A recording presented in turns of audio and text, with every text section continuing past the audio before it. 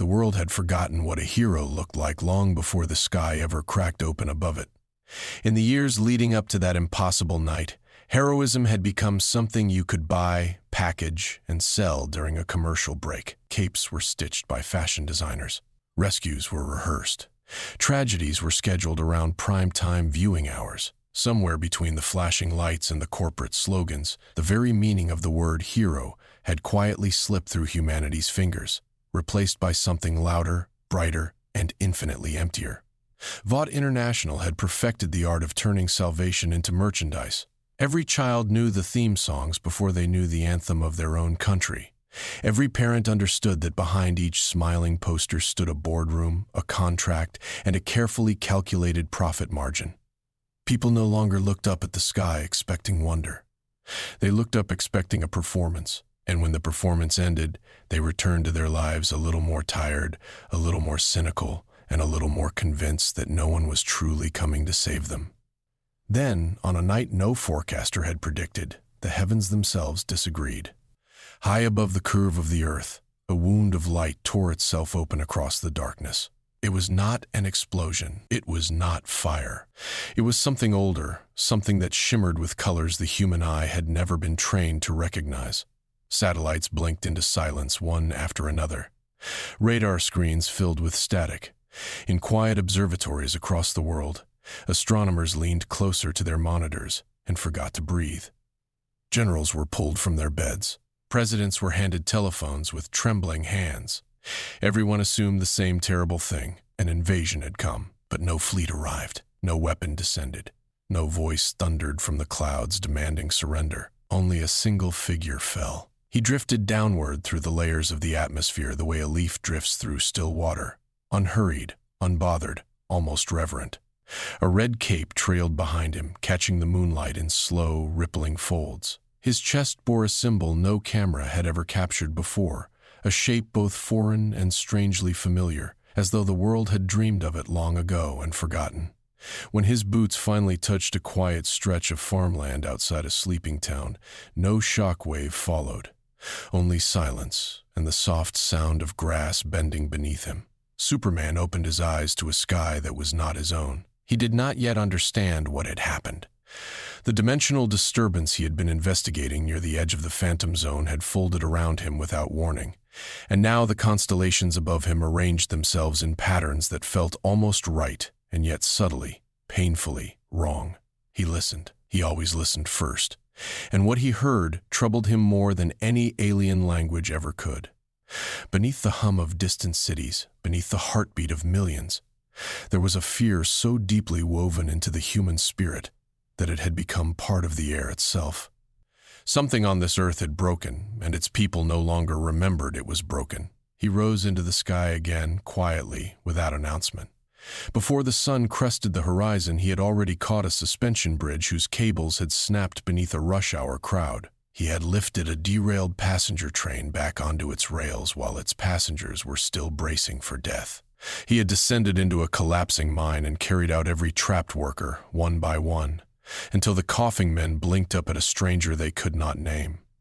Then he was gone. No interview, no reward, no lingering pose for the cameras that always arrived too late. By afternoon, blurry cell phone footage flooded the internet. Some called him an alien, some called him a new super.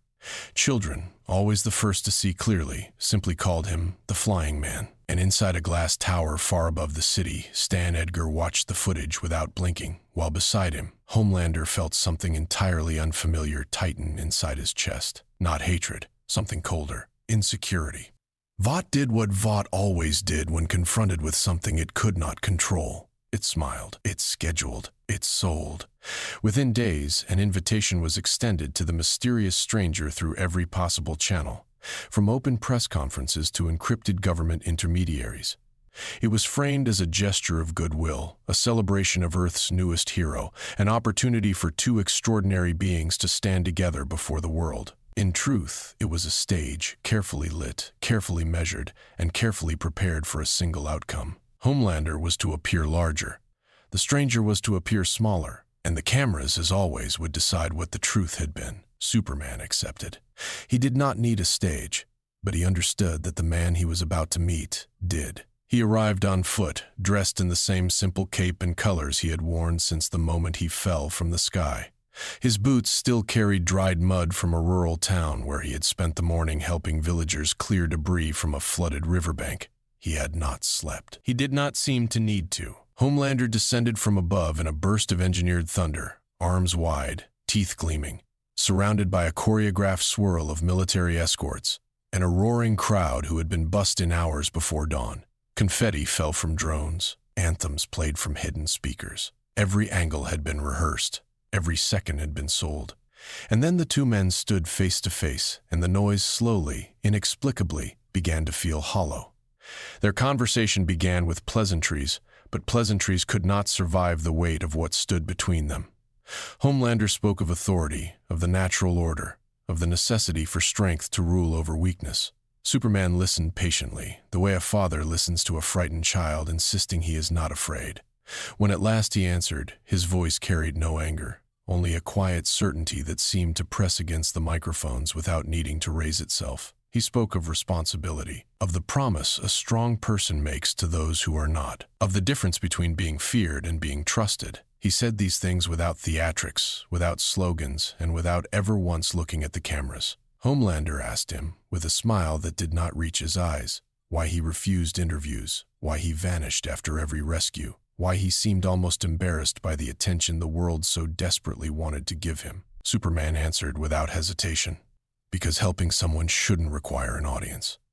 The words were spoken softly, but they struck the arena like a stone dropped into still water. Executives shifted in their seats. A publicist forgot to breathe. In the wings, Queen Maeve tilted her head, watching how the stranger thanked a nervous security guard by name and how he complimented an assistant's steady hands as she adjusted his microphone. He treated the janitor with the same warmth he offered the senator. Somewhere in the balcony, Starlight felt a memory she had long buried begin to stir. A memory of the reason she had first put on a costume, before contracts and cameras had rewritten it. Far from the arena, in a rented apartment where the blinds were always drawn, Billy Butcher poured himself another drink and muttered that the new one was just another ticking time bomb, another soup waiting to show his rot. Beside him, Huey stared at the television longer than he meant to. He said nothing. But for the first time in a long time, he was not certain. In the days that followed, Superman did not linger in the cities where the lights were brightest. He went instead to the places Vought's cameras had forgotten, a drought-stricken town in the plains, a neighborhood still buried under the ash of a wildfire nobody had covered on the news, a refugee camp beyond the reach of every marketing budget. He worked beside the people rather than above them. He lifted beams with his hands when he could have lifted them with a thought, because he understood that hope shared is stronger than hope performed. And slowly, quietly, something began to spread that terrified the tower more than any battle ever could. Ordinary people began believing again not in a brand, but in each other. And inside his private suite, Homelander realized with growing dread that admiration could be earned. That truth was a wound he did not know how to close. If Vought could not own him, then Vought would unmake him. That was the doctrine whispered in glass hallways and encrypted meetings, spoken not with malice but with the calm certainty of men who had done this many times before. Reputations were assets. Assets could be devalued. And a hero who could not be bought was simply a hero who had not yet been broken. The campaign began quietly, the way all such campaigns begin. A cable news host raised a thoughtful eyebrow and wondered aloud where exactly this stranger had come from. A retired general appeared on a morning program to remind viewers that unidentified beings from unknown skies had, historically, never brought good news. A think tank released a paper suggesting that unregulated power, however benevolent it appeared, posed an existential risk to democratic institutions. None of these voices accused Superman of anything. They simply asked questions. And questions, when repeated often enough, become answers in the minds of the tired. Within weeks, the tone had shifted. Politicians who had once praised his rescues now called for hearings. Scientists on Vaught's payroll appeared in polished studios and gently suggested that the newcomer might be an unstable biological experiment, a foreign weapon, perhaps even the vanguard of a slower, quieter invasion. Social media, always eager for a fresh war, split neatly down the middle. Some lit candles beneath posters of him. Others burned those same posters in the street. The world could not agree on what he was, only that he could not be allowed to remain uncategorized. Through all of it, Superman said nothing. He gave no interviews. He issued no statements. He did not correct the lies, and he did not confirm the truths. He simply continued. He pulled a family from a burning apartment in a city that had begun to fear him. He carried medicine across a border where his image had been banned. He stood in the rain outside a hospital and held an umbrella over a stranger who had once posted that he should be shot from the sky. The stranger did not recognize him beneath the hood of his coat. That, too, seemed to be part of the point. Butcher followed him. He told himself it was reconnaissance. He told himself he was gathering evidence. Night after night, he trailed the flying man through back roads and forgotten neighborhoods, waiting for the mask to slip, waiting for the drink, the woman, the cruelty, the private appetite that every Supe he had ever known eventually revealed. He waited a long time. What he found instead was a man kneeling in the wreckage of a farmhouse, patiently rebuilding a wall board by board. Because the elderly couple who owned it had insisted they wanted to help, and he had not wanted to insult them by finishing it in a second. Later that same night, Butcher watched from across a quiet street as Superman sat on the porch of a small house with a grieving father whose daughter had been killed by a drunk Supe 2 winters before. Superman did not speak much. He did not offer speeches. He simply listened, and when the man finally broke and wept into his own hands, Superman placed a steady palm on his shoulder and stayed there until the sun began to rise. Butcher did not move for a long time after that. Something inside him, something he had believed permanent, made a small and terrible sound as it began to crack. Elsewhere, in the quiet hours between rescues, Superman had begun to learn the truth of this world. He had read the leaked documents. He had listened, with hearing no wall could stop, to the conversations behind Vought's boardroom doors. He knew now about Compound V, about the children turned into weapons, about the experiments buried in basements and the corpses buried in contracts. He understood, at last, that his true adversary was not one man in a bright cape. It was an entire civilization that had been taught to mistake spectacle for salvation. And in a penthouse high above the city, Homelander watched the news cycle turn against the stranger and felt no satisfaction. Every fabricated headline felt like proof that he was losing. Jealousy hardened into obsession. Obsession sharpened into a single ruinous idea. It began, as such things always begin in that broken world, with a camera. A live feed from a helicopter hovering above the Manhattan skyline caught the first blur of red and white streaking upward from the roof of Vought Tower, followed by a shockwave that shattered every window on the block. Homelander did not wait for an invitation this time. He did not schedule a press conference. He did not check with legal. He rose into the morning sky above the city and, in a voice loud enough to be heard in 3 boroughs, called the flying man out by a name he had chosen himself: alien, imposter, coward. Superman arrived within seconds. He did not shout back. He did not posture. He simply hovered above the avenues, cape rippling in the updraft of a million car horns below, and asked Homelander, quietly, to land, to speak, to choose another way. The answer came in a searing white lance of heat vision that carved through the upper floors of an office building and sent a rain of glass and steel down toward the crowded streets below. What followed was not a battle in any way the world had been trained to expect. There was no exchange of witty threats. There was no choreography. Homelander struck first and struck to kill, and Superman answered not by striking back but by moving. He caught the collapsing corner of the building before it could reach the sidewalk. He redirected a falling girder into the empty shell of a construction site. He plucked a screaming window washer from midair and set her gently on a rooftop before the next blow had even landed. Homelander tore through the sky in a fury of red, white, and blue, and Superman wove through his wake like a thread stitching a wound closed as fast as it opened. The city watched from below, and the city could not look away. For years they had been told that gods fought like this because gods must. Now, for the first time, they saw the difference between a god who wanted to be worshipped and a man who wanted them to live. Every time Homelander destroyed, Superman preserved. Every time Homelander screamed, Superman answered with silence. Every time Homelander tried to make the fight about himself, Superman quietly made it about the people beneath them. Homelander felt it. That was perhaps the worst part. He felt the story slipping away from him even as he threw everything he was at the stranger. He drove them both upward, higher and higher, above the clouds, above the reach of any camera, into the thin, cold air where he had always believed himself alone. He struck with a force that had once cracked a submarine in half. He struck with a laugh that had once emptied a stadium.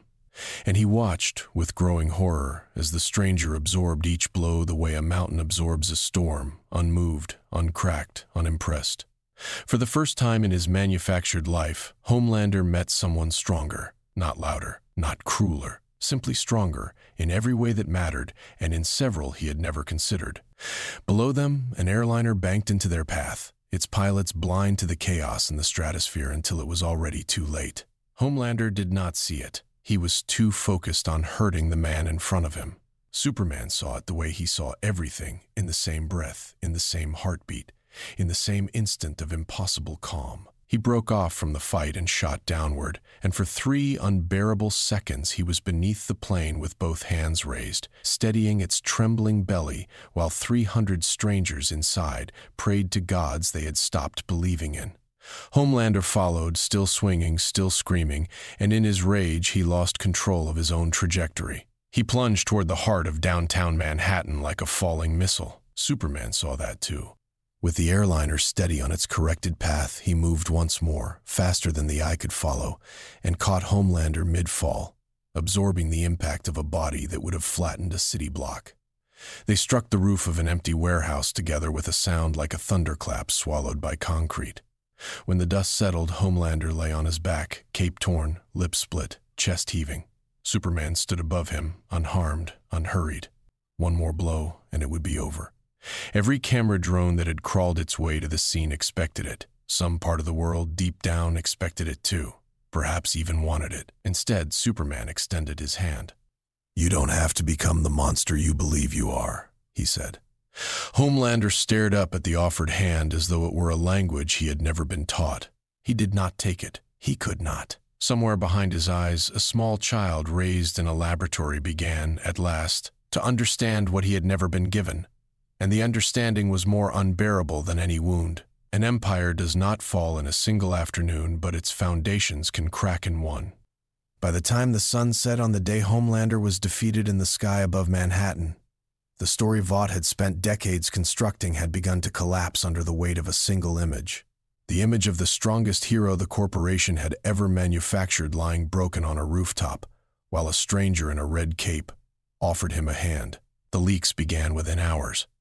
A junior scientist, watching the footage on a phone in a bathroom stall, opened an encrypted email to a journalist he had once been too afraid to contact. A senior accountant, who had spent 20 years signing invoices she pretended not to understand, walked out of Vought Tower with a hard drive tucked under her coat. A security officer whose daughter had once asked him if his job was to protect people or to protect a brand, quietly disabled a firewall from the inside and never returned to work. The revelations came like a tide. Compound V, the children. The failed experiments buried beneath sealed facilities. The contracts with governments who had known and had chosen not to know. Photographs surfaced. Testimonies followed.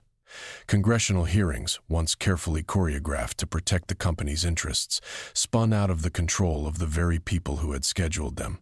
Stock prices did not merely fall. They evaporated. The Seven did not so much disband as dissolve.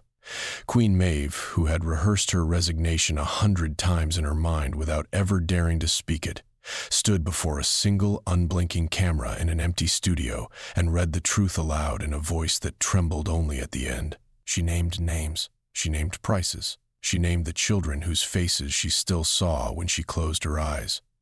When she was finished, she walked out of the studio and did not put on a costume again. Starlight went a different way. She traded her uniform for jeans and a work shirt, and she was seen the following week distributing bottled water beside Superman in a flooded town whose name the news anchors could not pronounce.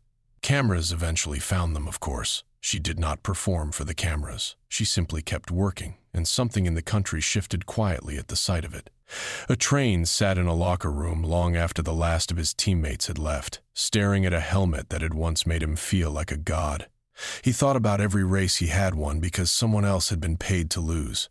He thought about the boy from his old neighborhood he had once passed in the street and pretended not to see. When he finally stood, he did not run. He walked, and for the first time in years, the walking felt like an honest thing to do.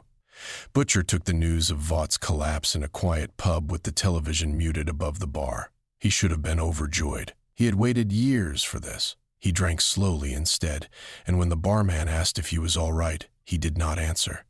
Later that night, on a rain-slick street outside a shelter where Superman was helping unload crates of medical supplies, Butcher stepped from the shadows with his hands empty for the first time in memory. He did not know what to say. Superman waited, as he always waited, without hurry. At last, Butcher asked the only question he still had. How? How does a man carry that much power without ever using it to hurt someone he was allowed to hurt? Superman looked at him with tired, kind eyes, and he answered as though he had been waiting a long time to be asked.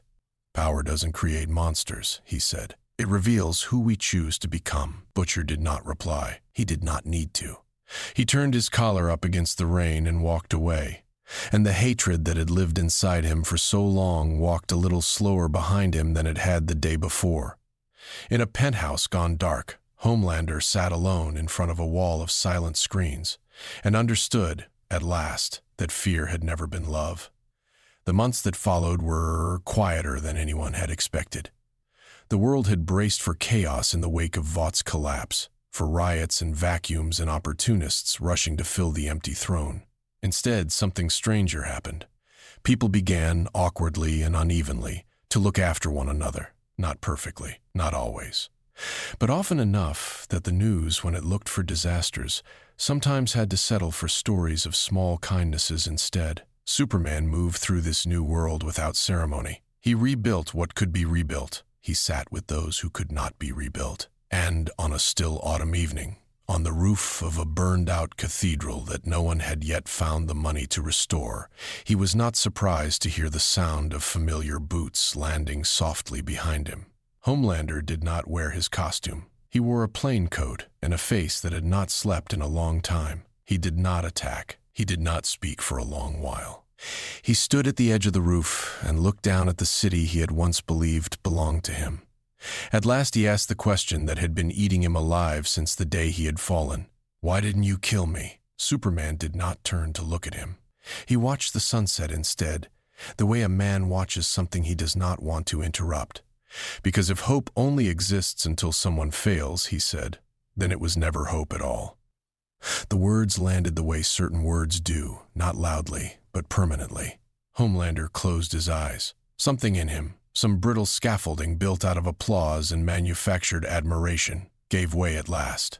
He spoke then, more honestly than he had ever spoken in his life. He said that he had always believed he wanted power.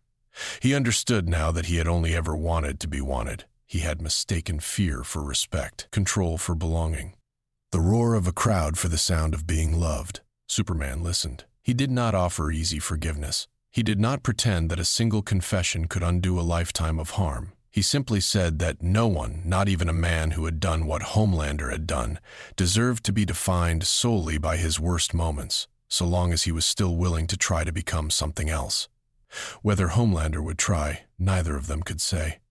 Redemption was not a promise. It was a door. Superman had opened it. What lay on the other side would be Homelander's to walk, or not. They stood together on that rooftop for a long time without speaking again. Below them, in the streets, an old woman helped a stranger carry groceries up a broken staircase. A shopkeeper turned his sign to open an hour earlier than he needed to, because a tired nurse always passed by at that time.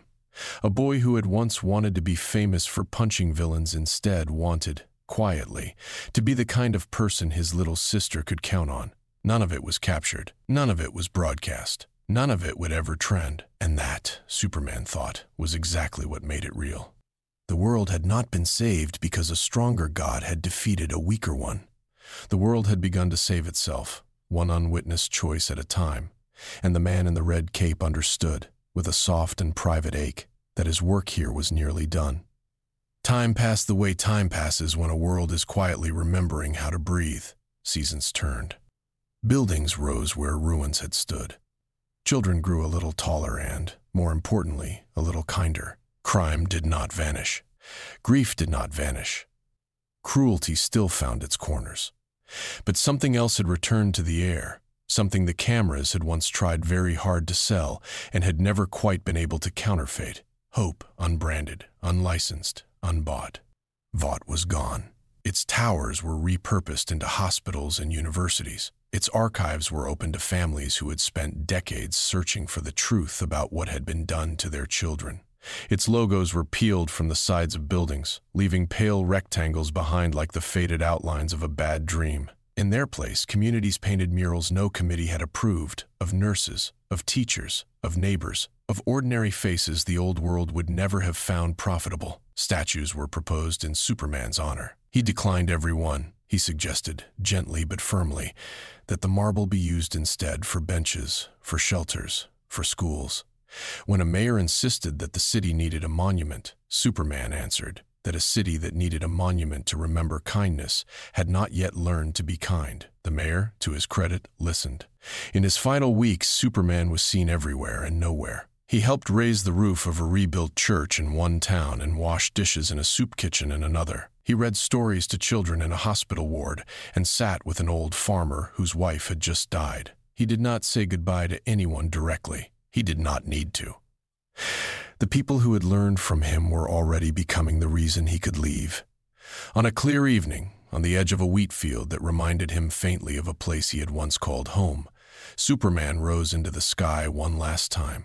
He hovered there for a long moment, looking down at a world that was still imperfect, still bruised, still capable of terrible things, and for the first time in a long time, still capable of wonderful ones too. He smiled, not because everything had been fixed, but because the people below no longer believed that fixing everything was someone else's job. Then, quietly, he was gone. No farewell broadcast, no final interview. Only a ripple in the air, and a distant fold in the sky, and a legend that would be told differently in every kitchen and classroom. Always a little wrong in the details, always a little right in the heart, and somewhere in a small, ordinary street on an unremarkable afternoon, a child paused on his way home from school to help an elderly neighbor carry her groceries up a flight of stairs. There was no camera. There was no applause. There was no cape. Only a boy and a bag of oranges, and a door held open a little longer than it needed to be. Homelander believed strength made someone worthy of being called a hero. Superman proved that true strength is measured by the lives you choose to lift rather than the enemies you choose to defeat. And perhaps, in the end, that was the greatest superpower this world had ever forgotten. Not the power to fly, not the power to burn, but the quiet, stubborn, unglamorous power to care when no one was watching, and to keep caring long after the sky had closed again.